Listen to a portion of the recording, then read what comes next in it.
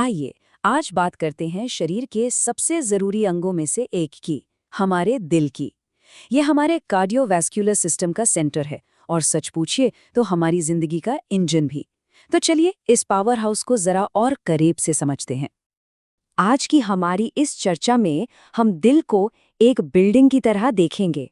हम इसकी बनावट को समझेंगे, ये कैसे काम करता है और सबसे ज़रूरी बात, इसे हमेशा मजबूत कैसे बनाए रखा जा सकता है, इस पर भी बात करेंगे। ठीक है, तो शुरू करते हैं।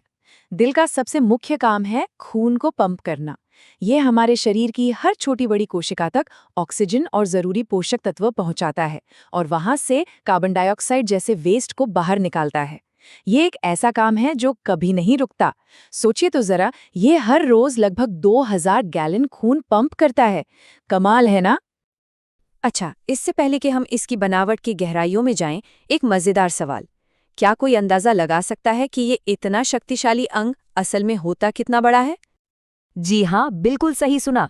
एक एडल्ट का दिल सिर्फ उसकी मुट्ठी जितना बड़ा होता है और इसका वजन औसतन करीब करीब 280 ग्राम्स होता है।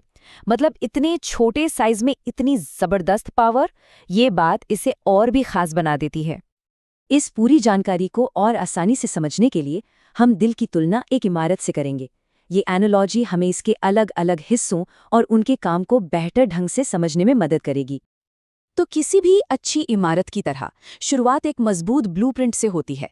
चलिए सबसे पहले दिल की दीवारों और इसके कमरों यानी इसके बेसिक बनावट पर एक नज़र डालते हैं। दिल की दीवारें कोई आम दीवारें नहीं हैं। इनमें 3 अलग अलग परतें होती हैं और जो बीच वाली परत है मायोकार्डियम, वही तो असली इंजन है। यही वो मजबूत मांसपेशी है जो सिकुड़कर खून को आगे धकेलती है, जबकि बाकी परतें इसे सुरक्षा देती हैं और खून के बहाव को आसान बनाती हैं। अब बात करते हैं इस इमारत के 4 कमरों की।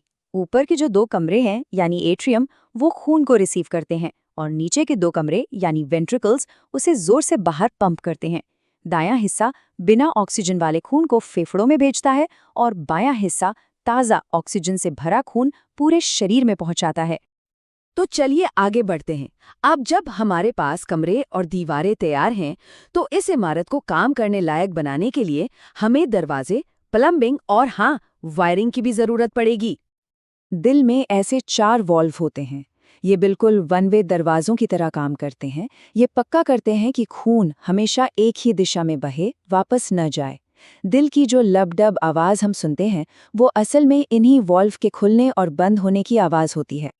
और ये है हमारे शरीर की प्लम्बिंग। इसे याद रखने का एक बहुत आसान तरीका है।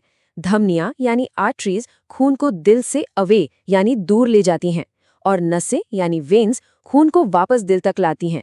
ये एक लगातार चलने वाला साइकिल है। अब सबसे दिलचस्प चीज, दिल की अपनी वायरिंग।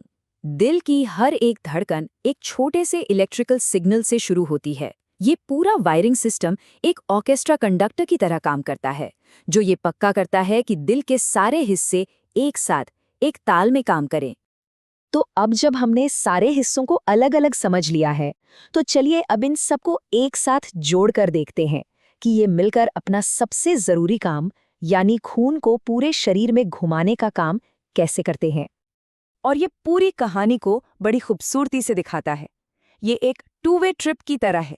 दिल का दायां हिस्सा खून को सर्विसिंग के लिए फेफड़ों में भेजता है और बायां हिस्सा उस ताज़े ऑक्सीजन से भरे खून को वापस लेकर पूरे शरीर में सप्लाई करता है और ये प्रोसेस हर धड़कन के साथ लगातार चलता रहता है। अब देखिए, किसी भी कॉम्प्लेक्स इमारत की तरह कभी-कभी सिस्टम में कुछ गड़बड़ियां आ सकती हैं और ये जानना बहुत ज़रूरी है कि दिल के साथ क्या गलत हो सकता है, क्योंकि दिल से जुड़ी बीमारियां दुनिया भर में मौतों का एक बड़ा कारण है। ये कुछ आम परेशानियां हैं जो दिल को प्रभावित कर सकती हैं। ये धड़कन की लय में गड़बड़ी, प्लम्बिंग में ब्लॉकेज या फिर सीधे सीधे दिल की मांसपेशियों की कमजोरी से जुड़ी हो सकती हैं। ये कुछ ऐसे चेतावनी संकेत हैं जिन्हें हमें कभी भी नज़रअंदाज नहीं करना चाहिए।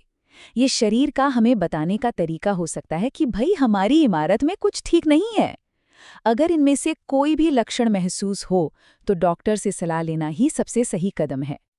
लेकिन अच्छी खबर ये है कि हम अपनी इस बेशकीमती इमारत की देखभाल के लिए बहुत कुछ कर सकते हैं।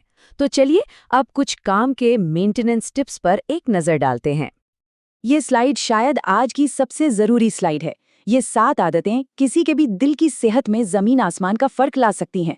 असल में ये सब अपनी इमारत की नींव मजबूत करने और समय के साथ उसकी अच्छी देखभाल करने के बारे में ही है। और चलिए हम इस चर्चा को एक बहुत ज़रूरी सवाल के साथ खत्म करते हैं। अपने स्वास्थ्य के बारे में एक्टिव रहना ही सबसे अच्छी देखभाल है। अगली बार जब डॉक्टर से मिलें तो उनसे अपने दिल की सेहत के बारे में ज़रूर पूछें। ये सवाल किसी की भी ज़िंदगी की सबसे अहम बातचीत की शुरुआत हो सकता है। हमारे साथ जुड़ने के लिए धन्यवाद।